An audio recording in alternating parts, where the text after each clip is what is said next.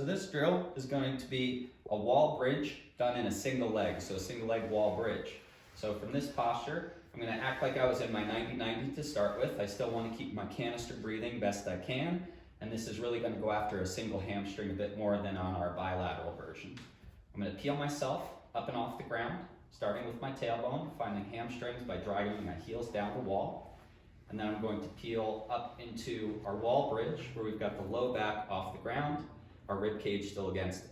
At that point, I'm going to have you walk your feet about a half step up the wall, and that's going to essentially just leverage that heel a little bit more successfully. You can then lift one foot off the wall, and your goal is to then not drop your back pocket and to keep your tail tucked. The goal is not to lift the hip higher through the low back itself. We should feel like our canister is still locked in place. And if you need your hands on the ground for side-to-side support, that's okay.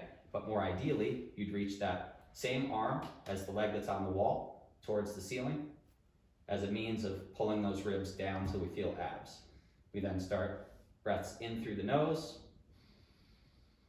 out through the mouth. Trying to institute pause if that's been prescribed to you. A general premise would be 3 reps or 3 breaths on a side and then switch, but go as your clinician has described.